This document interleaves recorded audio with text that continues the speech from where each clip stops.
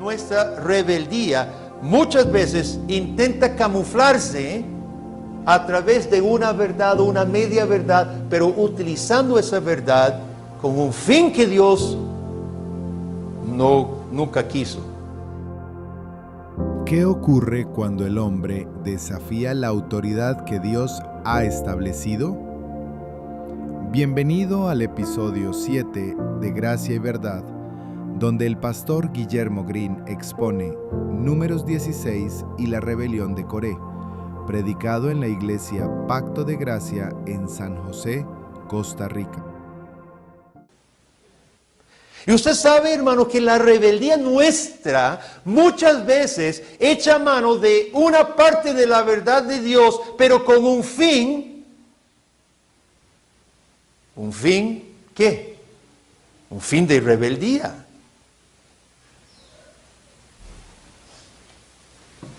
¿Cuáles son las medias verdades que nosotros a veces utilizamos? Usted sabe que los pretextos de los cristianos casi siempre dicen una verdad, por lo menos una parte. Nos justificamos, ya nadie es perfecto. Sí, eso es cierto, ¿verdad? Nadie es perfecto. Pero ¿con qué fin utilizamos ese pretexto? Ya para justificar mi propia rebeldía. Cuando nuestro cónyuge nos reclama que debemos componer algún defecto de nuestro carácter que no está bien, ¿qué decimos? Así soy yo. Sí, eso es cierto. Usted es colérico, usted es incomunicativo, usted es orgulloso. Sí, usted está diciendo una verdad. Pero está utilizando esa verdad para su rebeldía, para justificar su rebeldía. Aquí Coré llega y dice una verdad. Todo el pueblo es santo. Pero está utilizando una verdad para negar lo que Dios había hecho.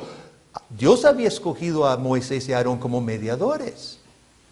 La rebeldía, hermanos, especialmente en el pueblo de Dios, nuestra rebeldía muchas veces intenta camuflarse a través de una verdad o una media verdad, pero utilizando esa verdad con un fin que Dios nunca quiso.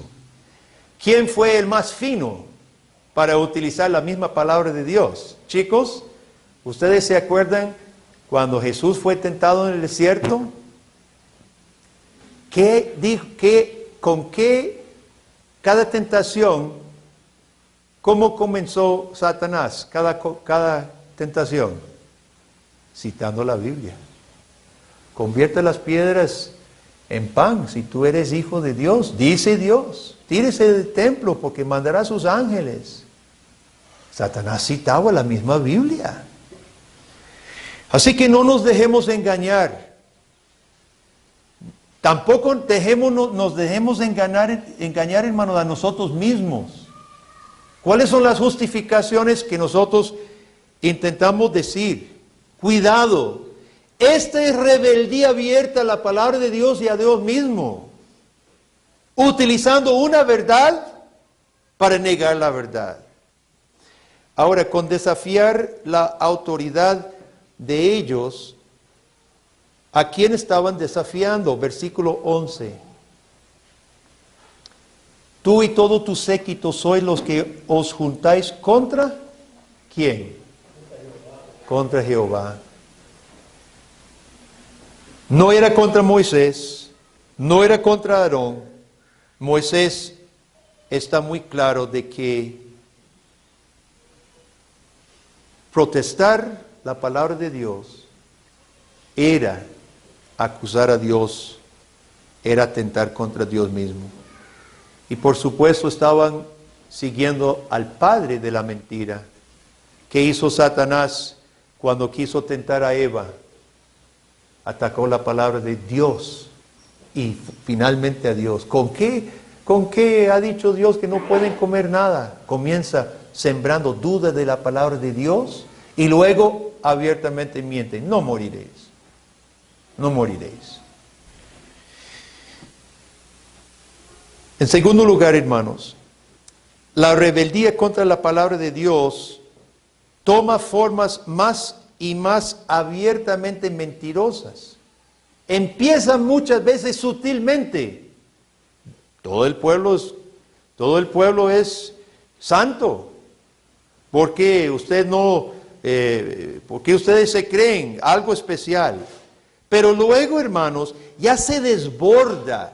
Cuando usted da cabida a la mentira y a la rebeldía, cuidado, porque lleva el pecado, busca consumarse. Ahora, cuando no llegan Datán y Abiram, vea lo que ellos dicen y casi es tan descarado, hermanos. Pero cuidado que nosotros miramos a ellos en una barbaridad que dicen, sin ver a nosotros muchas veces lo que nuestras palabras, si otra persona pudiera escuchar, o si usted mismo pudiera escucharse objetivamente, oiga cómo suenan las palabras pecaminosas y rebeldes contra Dios. ¿Cómo era Egipto? Vamos a nada más ubicarnos. ¿Cómo era Egipto para los israelitas? ¿Era tierra que fluía leche y miel? Obviamente que no. Estaban llorando, estaban bajo látigo. Faraón había hecho que confeccionaran más ladrillos, ahora sin paja. Tenían que buscar la paja también. Estaban llorando, estaban afligidos, clamaban a Dios y dice que Dios escuchó. Horno de fuego se llama Egipto. Terrible era. Vea lo que dice en versículo 13. Es poco que nos hayas hecho venir de una tierra que destila leche y miel. Oiga cómo ellos describen Egipto. Egipto no destilaba leche y miel para los israelitas, eran esclavos. Ahí está el fruto de su trabajo todavía en Egipto, las pirámides. Ahí está, a puro látigo. Y tienen el descaro de decir, nos sacaste de una tierra que fluía leche y miel. ¿Cuáles son las barbaridades que nosotros decimos, hermano? ¿Cuáles son las barbaridades que a veces decimos? Versículo 14. Ni tampoco nos has metido tú en tierra que fluye leche y miel. Recuerde lo que acabo de contar antes de que leyéramos. Dios los llevó a la tierra. Recorrieron la tierra y los espías traían racimos de uvas. Yo no sé si usted ha levantado varios racimos de uvas. Yo me crié un tiempo en California donde siembran uvas. Mire, aquellas racimotas de uvas, varias en un palo, pesan. Son pura agua, puro jugo y pesan. Y llegaron los espías cargando racimos de uvas y otras frutas de la tierra, dice, pero hay gigantes y hay ciudades y no podemos. Caleb y Josué hicieron la lucha por contrarrestar la mala consejería de ellos y dijeron, sí podemos, Dios va a estar con nosotros, es una tierra así como Dios la describió, es una tierra hermosa, vamos, no podemos. Fue el pueblo que decía que no podían, fue esta misma gente, porque dice que estos son los príncipes del consejo, los líderes del pueblo, fueron los que dijeron que no podían. Y oiga, tiene otra vez el descaro de decir, tú no nos metiste, achacando a Moisés y a Dios de fallar en las promesas, de fallar en la salvación, de no cumplir su palabra. Pasan la culpa a otro. La rebeldía contra la palabra de Dios, una vez iniciada, la rebeldía contra la palabra de Dios, una vez iniciada, se desborda en un caudal de mentira y de distorsión.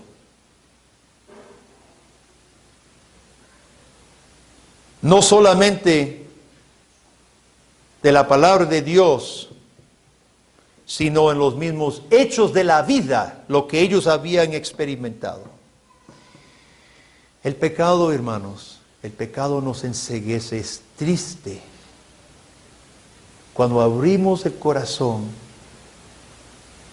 a revelarnos, el pecado tristemente enceguece, nos deja ciegos. Y en Coré vemos un ejemplo de uno que comienza negando una parte de la autoridad de la palabra de Dios y se consuma en su locura. Ahora, tenemos que hacer una pausa aquí, hermanos, porque todos somos capaces de ser seducidos por la mentira. El pecado en el corazón, aún del cristiano, nos hace capaces de ser seducidos por la mentira. Y la palabra de Dios viene a nosotros para que nosotros nos guardemos y nos cuidemos. Y el libro de Hebreos dice, no seáis como ellos. Viene la advertencia, hermanos, porque es por la palabra de Dios hoy predicada y todos los días meditada, que Dios usa, hermano, para que nosotros no seamos engañados, arrastrados, enceguecidos por lo que Coré y Datán y los otros fueron enceguecidos. Así que, hermanos, hoy temblemos, temamos seriamente, con humildad santa, hermanos, para que nuestro corazón, y examinámonos a nosotros mismos,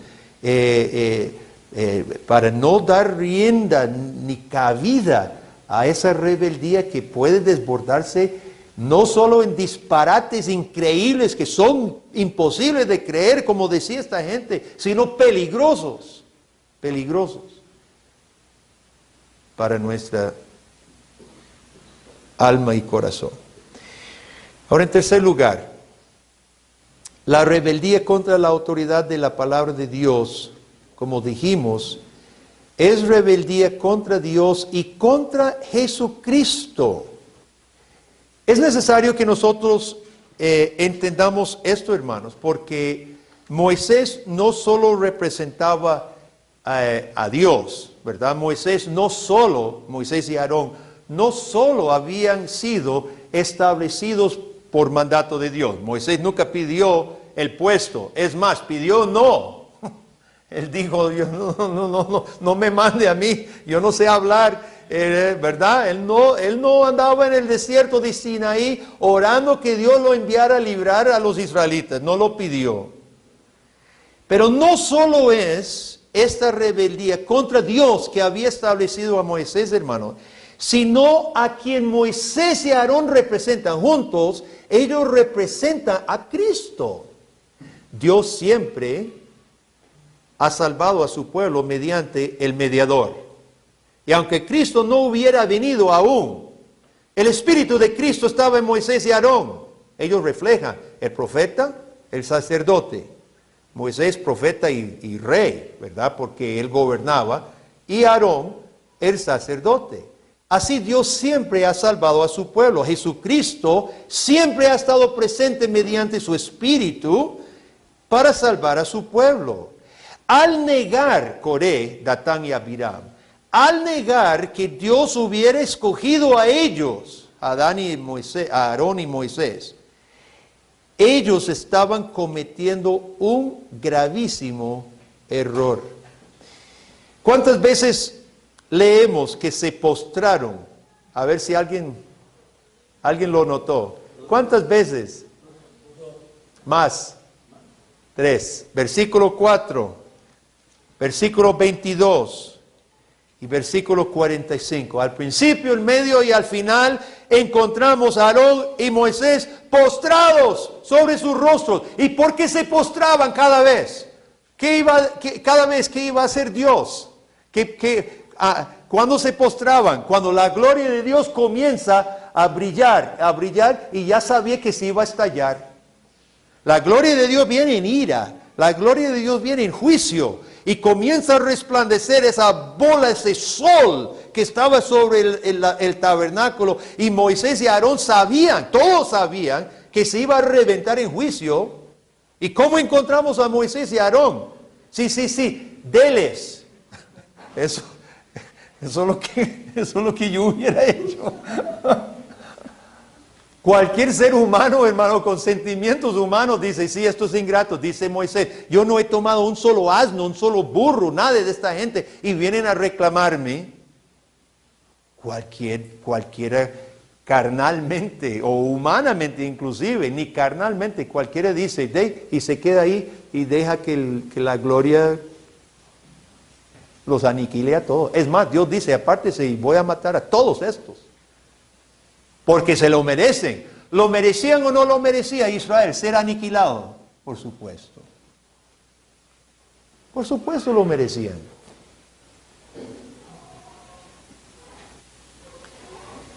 Y encontramos a Moisés y a Aarón postrados. Dios, no lo haga. No lo haga. Ese es el espíritu de Cristo en ellos, hermanos. Estos dos eran mucho más que líderes de un pueblo rebelde. Ellos eran mucho más. Ellos eran dos personas en quien estaba el espíritu de Cristo, el mediador, intercediendo por un pueblo rebelde como somos usted y yo. Y encontramos a Aarón y a Moisés postrados. Ellos eran figura del Cristo, el mediador por excelencia que vendría un día. Y es por tanto, hermanos, que cuando Coré, Datán y Abiram se rebelan contra Moisés y contra Aarón tan abiertamente, ellos están rechazando al Cristo. Ellos están diciendo, no los necesitamos, no ocupamos mediador, somos capaces nosotros, todos somos santos, no los ocupamos. Es lo que están cometiendo el pecado imperdonable. No ocupo Salvador. No necesito Salvador. Váyanse ustedes. Váyase Jesús, me la juego solo. Qué peligroso. El próximo domingo, Dios primero, retomaremos en este punto, retomaremos aquí. Así que, si queremos ver el final, que tiene la parte triste del castigo, pero hay una luz que no la voy a decir ahorita. Vamos a terminar de examinar este pasaje. Le animo por favor que repase el pasaje en casa. Vuelva a leerlo para que lo tengamos bien presente. Terminamos con este pensamiento, hermanos. Lo peligroso que es dar cabida a las medias verdades en función de la rebeldía. Cuidado. Cuidado. Somos todos expertos, hermanos, en tomar esas medias verdades, pero manipularlas para justificarme a mí. Primero. Y en segundo lugar, recordar que atentar contra la palabra de Dios, rechazar la palabra de Dios, negar la palabra de Dios, hermanos, termina en una relación con Jesucristo, el que es verbo. Jesucristo, que es el verbo de Dios. Hay una relación demasiado estrecha entre la palabra de Dios y el Cristo de Dios, el Hijo de Dios. Entonces, hermanos, la palabra de Dios hoy nos advierte, nos ha advertido, nos ha llamado a cuentas. Cuidado con manipular la verdad de Dios en función de pretextos. Y segundo, nos ha dirigido a que la palabra de Dios está identificada con Cristo. Y si usted ama a Cristo, hermanos, usted ama su palabra. Y si usted honra la palabra, estará honrando a Cristo. Y Cristo es el único que pudo poner en Moisés y Aarón ganas de interceder por ese pueblo que los estaba atacando, que estaba diciendo cosas horribles contra Dios y contra todos. Solo fue el Espíritu de Jesús, hermano. Y miremos a ese Jesús antes de ir a la cruz en Getsemaní, orando. Los discípulos rendidos de sueño, pero nuestro Salvador no. Claro, estaba cansado también. Jesús estaba igual de cansado. Pero ¿qué estaba haciendo Jesús? Como Moisés y Aarón, postrado.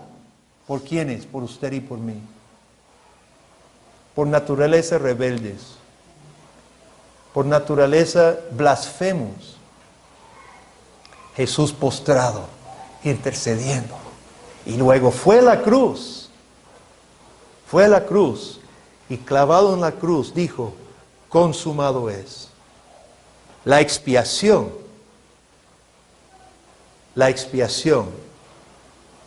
fue aceptada.